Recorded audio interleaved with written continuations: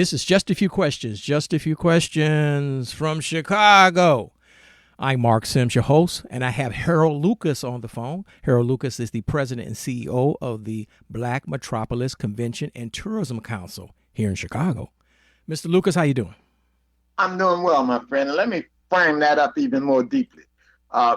Black Metropolis Convention and Tourism Council, which operated the Brownsville Visitor Information Center, is a 501c3 not-for-profit destination marketing organization that is in the business of marketing and branding the original Black Metropolis National Heritage Area and the broader South Lakefront and Southwest Side region of Chicago as a premier internationally significant African-American heritage tourism attraction with multiple sites and destinations within it. Well, you know all of this stuff. You know this stuff better than I do, so you can talk about McCormick Place and the casino. I'll talk about it from a tourism perspective, and we don't get nothing near our fair share of the tourism dollars in the city of Chicago. See, you cannot name me one person that's African American that's promulgating tourism in Chicago in 2020. I don't know the nuts and bolts because I don't get into the weeds. So take me into the weeds and tell me who really runs that. They just did on the last federal appropriation, they gave $2.5 million to Navy Pier Inc. Navy Pier Inc. is a private, not-for-profit organization that runs both Navy Pier and McCormick Place with no accountability back to the government legislated in Springfield through the White Irish Mafia.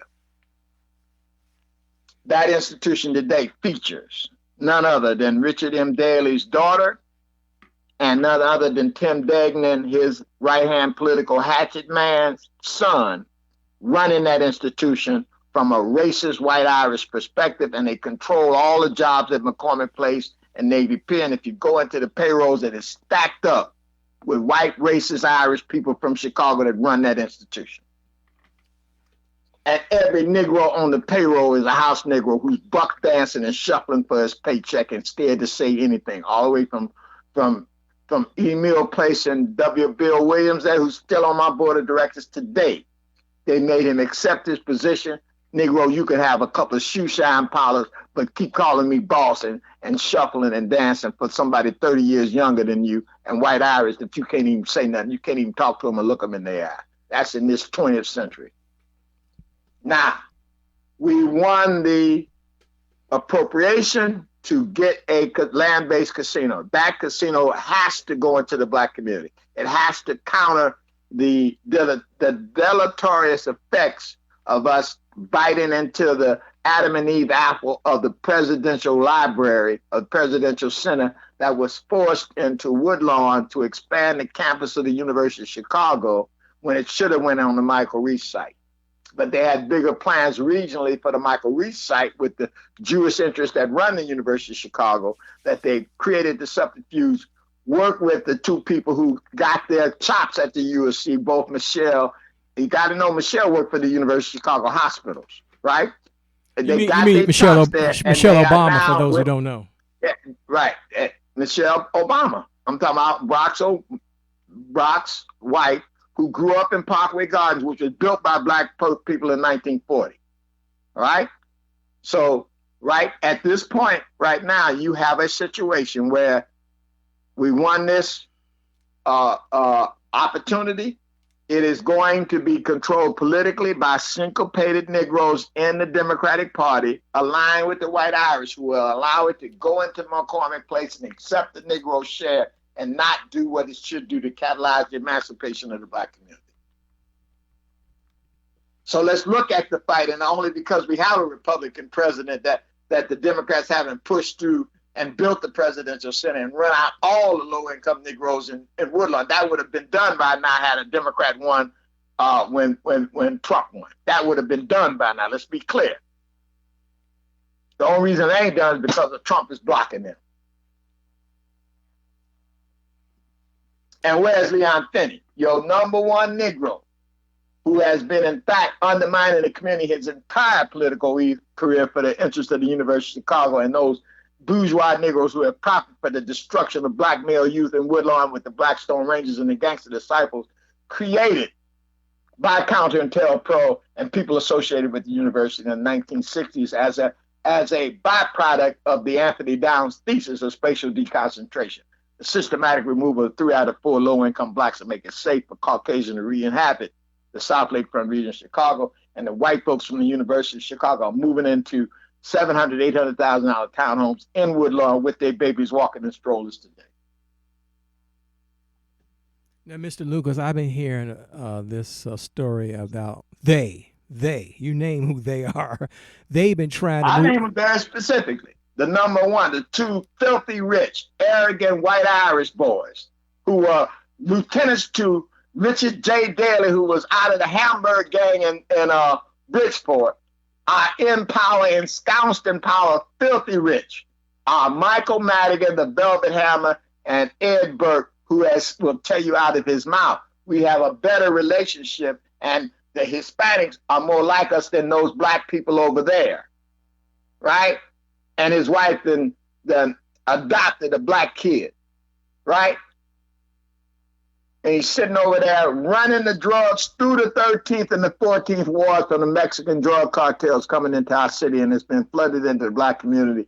And that's the resources that our children have picked up, that along with automatic weapons, and then in a deadly fratricidal war in West Woodlawn between children who grew up in Parkway Gardens and children who grew up adjacent to it along St. Lawrence in the West Woodlawn community. It is all a tactical move by the University of Chicago, the genesis of it, to destroy black males and use them as a tool to create gentrification and clear the land, and they're on schedule to do what they're doing. Mr. Lucas, I've been hearing that they've been trying to move black folks out for the past 40, 50 years. How ensconced was it? How many people did we have? 750,000. How many people did we have in Chicago at the height of our population? That's what I'm saying. We're down 1 million, almost 1 million from almost 40 years ago. I understand that. Right. So I pull up my post, my interview with Steve Coakley when you get a chance on YouTube. It's on my web portal, right? And I just posted it up recently, right? The things I said 5 years ago, incrementally, are even more clairvoyant today from what I said then, and I'm making these same predictions. And I can show you that when they shut down the Visitor Information Center, that was a massive regentification effort to wipe out black culture on the low end, to allow a carpetbagger alderman who does not respect African Americans, but has a contempt for alpha black males also, right, has empowered the white community and wealthy white people to take over all the buildings that were associated with the Black Metropolis Historic District, north of 35th Street, except for the Supreme Life Building, because they already got their Negro who's married to the white girl, Italian white girl, living in the Gold Coast, profiting from being the owner of most of the real estate that's allowed to be sold to black people. Huh? Mr. Lucas, you're saying things that's going. I never like to edit my show, but how can I? And I'm not a journalist. I'm just a dude. How can I? You didn't name names, which is good because I don't want to get sued. But how do you? I understand what you're saying, and I don't want to. And you may have hurt some people's feelings. And I hope you didn't. But how does a black person, whether they my age, 30, 20, 40, how do we integrate and assimilate? Because we got to go to their jobs every day. We got to go to somebody's job every day. Say we're assimilating into a burning house, man. But what I'm saying though is that it's very simple. We got to make a living. If Marc Sims, if I had got a good education and did what I was supposed to do in school, I'd have been a good Negro. Because I'd have been making 6 figures right now. I'm kind of smart. I'm lazy, but I'm smart. And guess what? I wouldn't even have you on a podcast like this. I wouldn't even talk to people like yourself because I say, Mr. Lucas, I'm making 100 G's, man. I ain't down with what you're saying, man. Please. I'm your Walter Lee and Bigger Thomas, baby. And I ain't gonna never get at those 2 positions up. And when people ask me who they are, I say, do your research. Well, I know what you're saying, but how can you do what you do? How can you promote the Black Metropolis organization, everything you're trying to do? Because you still have to deal with these people. You still have to deal with the mayor and deal with the politicians and all the potentates and all the preachers. How do you deal with them if you're going to speak ill about them? Well, I'm speaking truth to power. It ain't about no personality. It's about emancipation of me and my people. Me first. But over the years, Mr. Lucas, with all due respect, haven't they told you for like 40 years you got to tone it down, man? Why don't you work with the man, work with the system? I don't. No, they try to basically shut me out because they know ain't no compromise with me, and that's why they've always tried to just kill me and kill what I'm doing. They ain't trying to give me no credit for bringing the book Black Metropolis back alive in the name of Sinclair Drake and Horace Caton, who did the work out of the USC to set the framework for the discussion that we're having today. They will not acknowledge the book. When I went to find the book, when I was seeking my own emancipation as the man-child in the promised land, right? Huh? Is that the same scenario that we all go through? The man-child in the promised land syndrome. And so I'm seeking out the book, had to find it in the Sauganash Library on the northwest side of Chicago, one copy in the system. Read the book, got in touch with Sinclair Drake. He put me on my mission. And I've been on it ever since. And I thank God for it because it has emancipated me for the absolute oppression of my people and us in that circumstance. And I did not have to, in fact, take the patronage job and kiss some politician's ring. And I had a politician that I loved, and I'm going to tell you who it was. It was William Barnett in the old Second War, because through all of it, he embraced me and told me what was coming.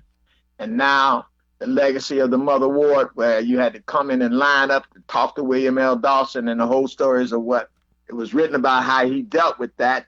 John Johnson book really lays it out how he played that, right? And that was the move when we went from